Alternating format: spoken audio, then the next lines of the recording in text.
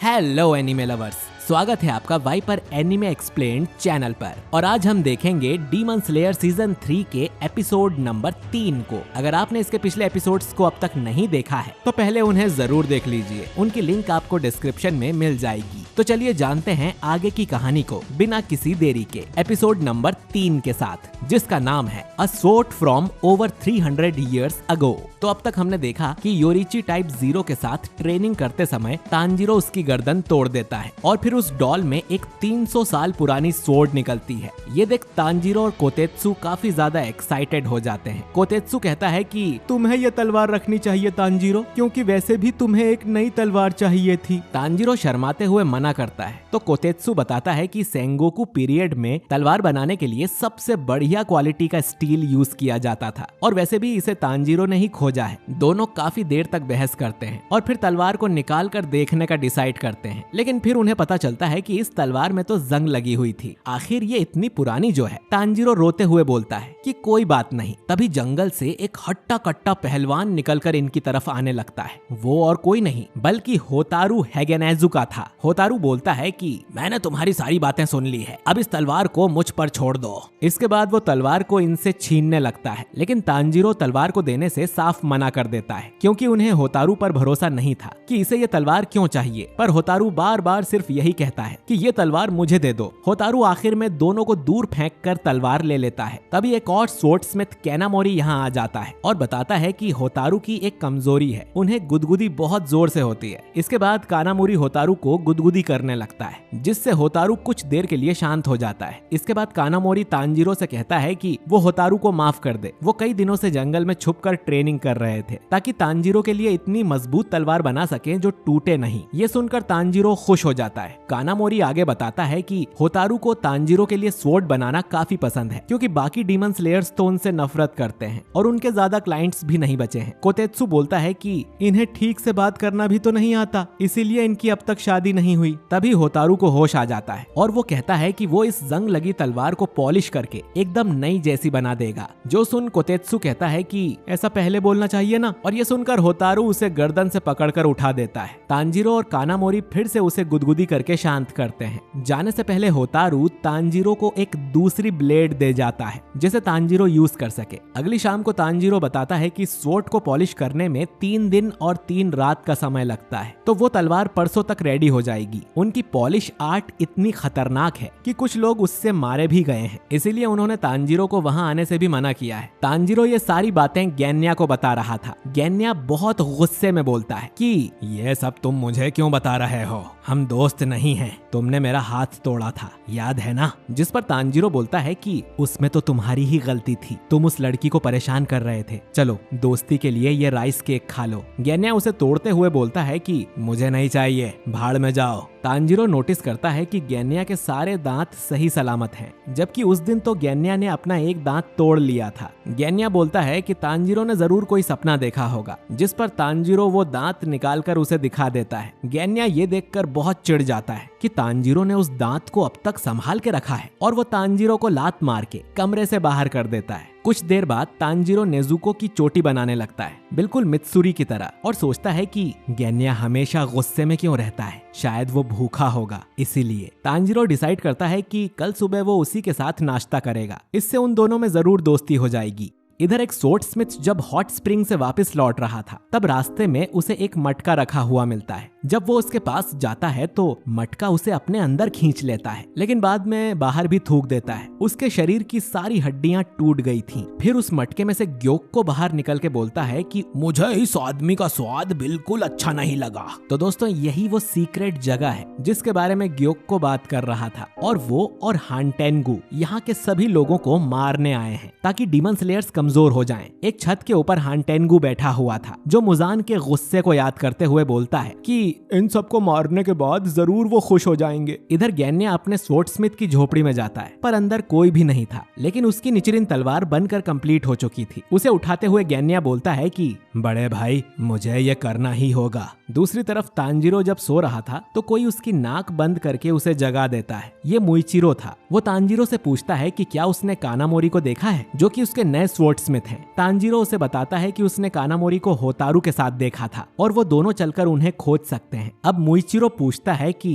तुम लोगों की इतनी चिंता क्यों करते हो, तुम्हें खुद का कोई काम नहीं है क्या? जिस पर तांजीरो कहता है कि जब आप दूसरे की मदद करते हो तो आखिर में आपकी भी मदद होती है और मुझे हेल्प करने से खुशी मिलती है। ये सुनकर मुइचिरो काफी हैरान हो जाता है और तांजीरो से पूछता है कि अभी तुमने क्या कहा, जरा फिर से कहना। तभी नेजुको भी जाग जाती है और वो भी इनके साथ जाने के लिए तैयार थी। मुइचिरो उसे देखकर बोलता है कि ये कितनी अजीब प्राणी है, क्या मैं इससे पहले मिला हूँ? अचानक दोनों को कुछ आवाज आती है और कमरे का दरवाजा खुलता है। उसमें से वो भयानक डीमन हांटेनगू अंदर आ जाता है, जो कि आंखों में आंसू लिए उनकी तरफ बढ़ रहा था। तांजीरो कंफ्यूज हो जाता है कि बिना इनके नोटिस किए ये डीमन यहाँ तक कैसे आ गया, यानी कि ये जरूर कोई अपर रैंक का डीमन है। अब मुइचिरो बिना वक्त गवाए मिस्ट ब्रीदिंग का 4th फॉर्म यूज करता है, शिफ्टिंग फ्लो स्लैश। लेकिन डीमन इस अटैक से बचकर छत से चिपक जाता है, जो कि रोते हुए बोल रहा था, मुझे परेशान करना बंद करो। तांजीरो फिर हिनोकामी कागुरा का सनफ्लावर थ्रस्ट यूज करता है, लेकिन डीमन उससे भी बचकर नीचे आ जाता है। तांजीरो को समझ नहीं आता कि ये डीमन उन पे पलटवार क्यों नहीं कर रहा। इसके बाद नेजुको भी अपने डीमन रूप में ट्रांसफॉर्म होकर हांटेनगू को जोरदार लात मारती है, लेकिन तांजीरो नेजुको को डीमन ट्रांसफॉर्म होने से मना करता है, वरना वो वापस आउट ऑफ कंट्रोल हो जाएगी। अब मुइचिरो तेजी से जाकर हांटेनगू की गर्दन काट देता है, लेकिन तांजीरो को याद था कि सिर्फ गर्दन काटने से अपर रैंक की मौत नहीं होती है, तो वो मुइचिरो को सावधान रहने को बोलता है। इसके बाद हम देखते हैं कि डीमन की कटी हुई गर्दन में से एक नई बॉडी जनरेट हो गई थी और उसके शरीर में से भी एक नया सिर निकल आया था, यानी कि एक में से अब 2 डीमन बन गए थे। तांजीरो और मुइचिरो दोनों एक एक डीमन की तरफ अटैक करने जाते हैं, लेकिन मुइचिरो के पहुंचने से पहले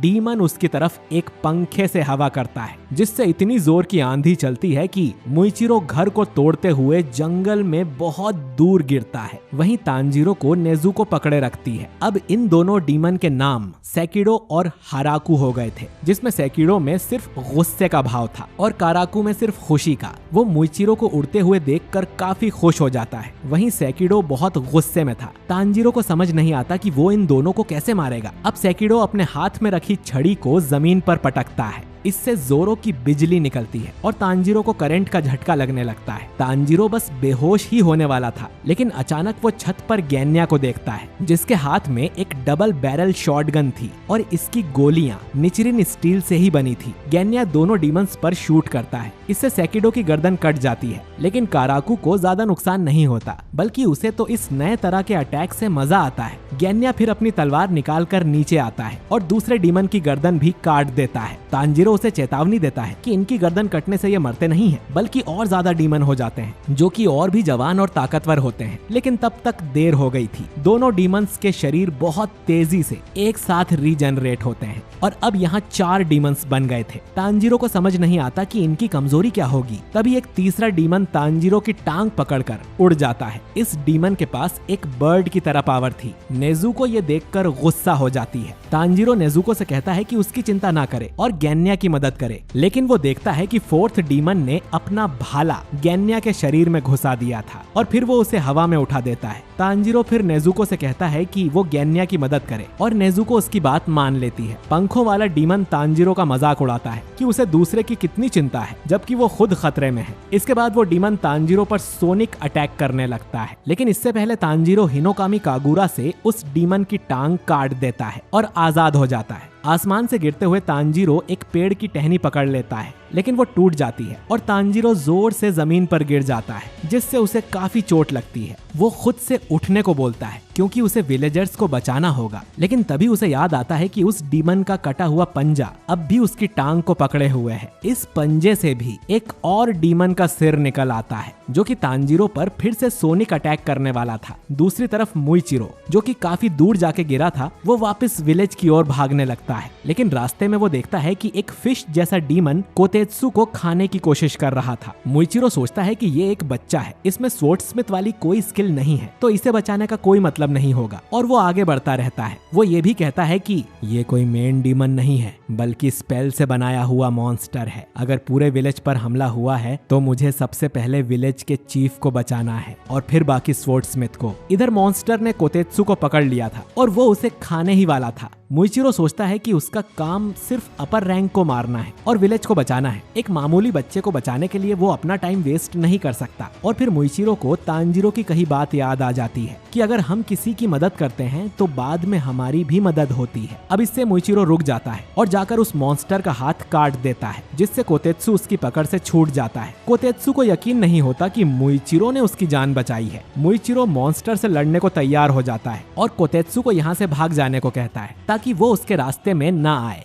और ये एपिसोड यहीं पर एंड हो जाता है। तो दोस्तों, मैं बता नहीं सकता कि ये एपिसोड मुझे कितना अच्छा लगा है। खासकर हानटेंगु की पावर्स बहुत ही ज्यादा कमाल की हैं। पर अभी तो हमें ग्योक्को की पावर्स देखना बाकी है। तो अब क्या तांजीरो और मुइचिरो इतने सारे डीमंस को मार पाएंगे? क्या गेन्या की जान बचेगी? ये सब हमें अगले एपिसोड में ही देखने को मिलेगा। तो उसे मिस ना करने के लिए हमारे चैनल वाइपर एनीमे एक्सप्लेन्ड को अगर आपने सब्सक्राइब नहीं किया है तो सब्सक्राइब करके बेल आइकन जरूर दबाइए और कमेंट करके बताइए कि आज के इस एपिसोड में आपको सबसे अच्छा क्या लगा। बाकी वीडियो पसंद आया है तो इसे लाइक और शेयर भी कीजिए। मैं मिलता हूँ आपसे बहुत ही जल्द अगले एपिसोड के साथ। शुक्रिया।